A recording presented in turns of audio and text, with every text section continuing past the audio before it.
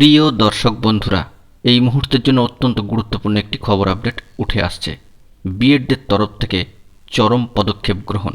এবার review petition দাখিল হলো সর্বোচ্চ ন্যায়ালয় সুপ্রিম কোর্টে। এ বিষয়ে গুরুত্বপূর্ণ খবর থাকছে এই ভিডিওর মধ্যে। এই রিভিউ পিটিশন খারিজ হলে কী হবে, অর্ডার কি বদল হতে পারে, আর্জেন্ট নিউজ আপডেট উঠে আসছে, চমকপ্রদ খবর। এই ভিডিওটিকে তাই শেষ পর্যন্ত অবশ্যই দেখবেন এবং যে সমস্ত বন্ধুরা চ্যানেলটিকে এখনও সাবস্ক্রাইব করেননি সাবস্ক্রাইব করে নিয়ে সঙ্গে থাকবেন। বন্ধুরা, আমরা কিন্তু সকলেই অবগত হয়ে গিয়েছি যে সর্বোচ্চ ন্যায়ালয় সুপ্রিম কোর্টের তরফ থেকে বিএড ভার্সেস ডিএলএড মামলায় সর্বোচ্চ ন্যায়ালয়ের যে জাজমেন্ট তা কিন্তু হয়ে গিয়েছে এবং সেখানে প্রাথমিকের ক্ষেত্রে ডিএলএড বন্ধুরাই কিন্তু যোগ্য। বিএড প্রার্থীরা সেখান থেকে বাদ পড়ে গিয়েছেন, আর আবেদন কিন্তু করতে পারবেন না।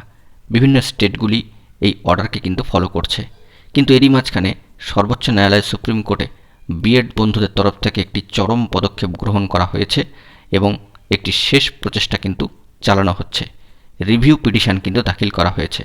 সরাসরি অনস্ক্রিনে সর্বোচ্চ ন্যায়ালয় সুপ্রিম কোর্টের যে অফিসিয়াল ওয়েবসাইট, সেখান থেকে যে কেস স্ট্যাটাস উঠে আসছে এই মামলার, তা আপনারা দেখতে পাচ্ছেন। ডায়েরি নম্বর 38315 অফ 2023 গতকালকে অর্থাৎ 16/9/2023 তারিখে এই মামলা কিন্তু হয়েছে এবং দেখুন সরাসরি এখানে কিন্তু পিটিশনারদের নাম দেওয়া রয়েছে দেবেশ শর্মা এবং রেসপন্ডেন্ট দেওয়া আছে union of India, the secretary ministry of education, Shastri ভবন, রাজেন্দ্র প্রসাদ মার্গ, দিল্লি। অত্যন্ত গুরুত্বপূর্ণ খবর যে বিএড বন্ধুদের তরফ থেকে কার্যত সুপ্রিম কোর্টে বিএড ভার্সেস ডিএলএড মামলার যে জাজমেন্ট এসছে তার উপর রিভিউ পিটিশন কিন্তু দাখিল করা হয়েছে। এবার আমরা আসবো যে রিভিউ পিটিশন সম্পর্কে আরও গুরুত্বপূর্ণ খবরে এবং তা খারিজ হলে স্টেপ বাই স্টেপ কী কী পদক্ষেপ আসতে পারে সেই সংক্রান্ত বিষয় এবং অর্ডার কি বদলে যেতে পারে সেই সংক্রান্ত বিষয়। চলুন আমরা মূল আলোচনায় প্রবেশ করি। দেখুন বন্ধুরা, প্রথমে উল্লেখ করি যে রিভিউ পিটিশন কিন্তু যে মূল জাজমেন্ট হয়েছে তার পরবর্তী সময় থেকে 1 মাসের মধ্যেই কিন্তু ফিল আপ করতে হয়, অর্থাৎ আবেদনটি জানাতে হয় বা রিভিউ পিটিশন দাখিল করতে হয়। এক্ষেত্রে আমরা দেখতে পাচ্ছি যে 11/8 জাজমেন্ট হয়ে যাচ্ছে, তারপরে 11/9 পেরিয়ে গিয়ে 16/9 কিন্তু এই রিভিউ পিটিশন দাখিল হয়েছে, অর্থাৎ জাজমেন্টের পরবর্তী 1 মাস সময় ছেড়ে দিলে তার 5 দিন পর কিন্তু এটি দাখিল হয়েছে। এক্ষেত্রে যেটি বাতিল হয়ে যাবে তা কিন্তু নয়, এটা কোনো কারণই নয়। এক্ষেত্রে প্রার্থীর নানান অসুবিধার কথাগুলিকে মাথায় রেখে এই ছাড়টুকু দেওয়া হয়। অবশ্য এই বিষয়টি এখন সর্বোচ্চ ন্যায়ালয় সুপ্রিম কোর্টের হাতে রয়েছে এবং সম্মানীয় যে 2 বিচারপতির বেঞ্চ থেকে এই মামলাটি জাজমেন্ট হয়ে অর্ডারে বেরিয়ে এসেছিল, যে বিএড ভার্সেস ডিএলএড মামলা যে জাজমেন্ট, সেই বেঞ্চেই কিন্তু এই রিভিউ পিটিশন দাখিল হলো। সেক্ষেত্রে একটা বিষয় হচ্ছে যে সম্মানীয় বিচারপতি জাস্টিস অনুরুদ্ধ বোস এবং সুধাংশু ধুলিয়ার বেঞ্চে এই পিটিশন দাখিল হয়েছে। সেক্ষেত্রে আলাদাভাবে নতুন কোনো প্রমাণ বা প্রুফ বা কোনো ডকুমেন্ট সাবমিশন হয়েছে কিনা সেটি এখন দেখার বিষয়। যদি এই সমস্ত বিষয়ে কোনো নতুন প্রুফ থেকে থাকে এবং সম্মানীয় বিচারপতিরা সেগুলি গ্রহণ করেন, তবে একটা রিভিউর জায়গা নিশ্চয়ই থাকবে। যদি তেমন কিছু না থাকে তবে কিন্তু রিভিউ করার জায়গা থাকবে না এবং তা খারিজ হয়ে যাওয়ার সম্ভাবনার মধ্যেই থাকবে। সবটাই এখন সম্ভাব্য, এটুকু উল্লেখ করে রাখছি। পরবর্তীকালে এই মামলার যখন হিয়ারিং চলবে বা শুনানি চলবে তখনই কিন্তু সমস্ত বিষয়টি স্পষ্ট হবে। তবে যতটুকু খবর পাওয়া যাচ্ছে যে বিএড বন্ধুরা কিন্তু যথেষ্ট গুছিয়েই এই কাজটি করবার চেষ্টা করছেন। এ বিষয়ে কিন্তু তারা আরও বেশ কিছু পদক্ষেপ গ্রহণ করার অপেক্ষায় রয়েছেন এবং সেই সমস্ত পদক্ষেপ কিন্তু তারা গ্রহণ করবেন। এবার জানিয়ে রাখি যে যদি রিভিউ পিটিশন খারিজ হয়ে যায় সেক্ষেত্রে কি ঘটতে পারে। সেক্ষেত্রে একটি গুরুত্বপূর্ণ তথ্য আপনাদেরকে এখানে দিয়ে রাখি। বন্ধুরা, এখানে আপনাদেরকে জানিয়ে রাখি যে অবশ্যই কিন্তু ভিডিওটিকে শেষ পর্যন্ত শুনে এবং দেখে বোঝার চেষ্টা করবেন। কেউ ভিডিওটিকে স্কিপ করবেন না, তাহলে কিন্তু তথ্যগুলি অসংলগ্ন হয়ে পড়বে আপনাদের কাছে। দেখুন সরাসরি অন স্ক্রিনে আমরা চলে যাই। এখানে দেখতে পাচ্ছেন সম্মানীয় দেবেশ শর্মা মহাশয়ের একটি টুইটার পোস্ট। সেক্ষেত্রে তিনি কিন্তু কার্যত এই বিষয়টি উল্লেখ করেছেন যে তারা কিউরেটিভ পিটিশনের দিকে কিন্তু যেতে চাইছেন বা সেরকমই একটা ভাবনা চিন্তার কথা এখানে তিনি হিন্দিতে লিখে উল্লেখ করেছেন। বাংলা তর্জমাটা এরকমই যে শেষ পর্যন্ত ন্যায়াধিকার পাওয়ার জন্য যে পন্থাটা থাকছে সেটি হচ্ছে কিউরেটিভ পিটিশন দাখিল করা। এবারে আপনাদেরকে পরবর্তী অংশে নিয়ে গিয়ে আলোচনাটা করি।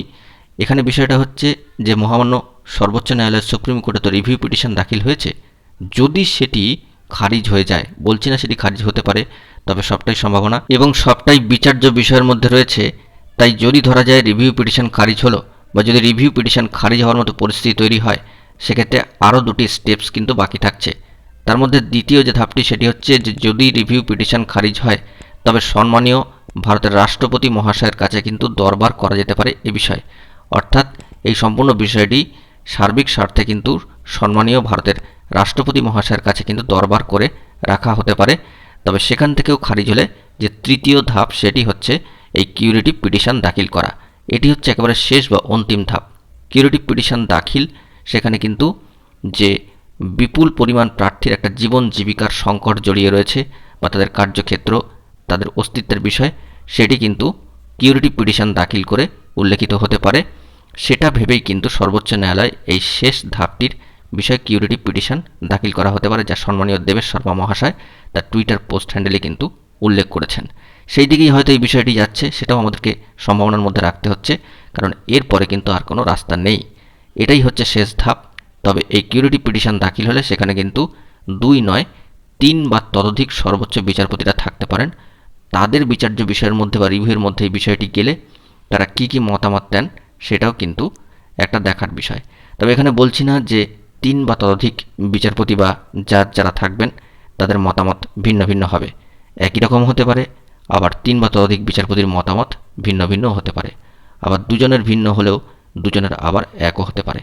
তাহলে কি উঠে আসবে না আসবে তার সম্পূর্ণটাই কিন্তু এই কিউরেটিভ পিটিশন শেষ পর্যন্ত যদি গড়ায় বা সেটি দাখিল হওয়ার পথে যায়, যা সম্মানীয় দেবেশ শর্মা মহাশয় তার টুইটার পোস্ট হ্যান্ডেলে উল্লেখ করছেন বা সেরকমই একটি ইঙ্গিত দিচ্ছেন, বা এই রিভিউ পিটিশনের গতি প্রকৃতি যদি সেই দিকে গিয়ে পৌঁছায়, তবেই কিন্তু সম্মানীয় বিচারপতিদের মতামত আমরা দেখতে পাবো।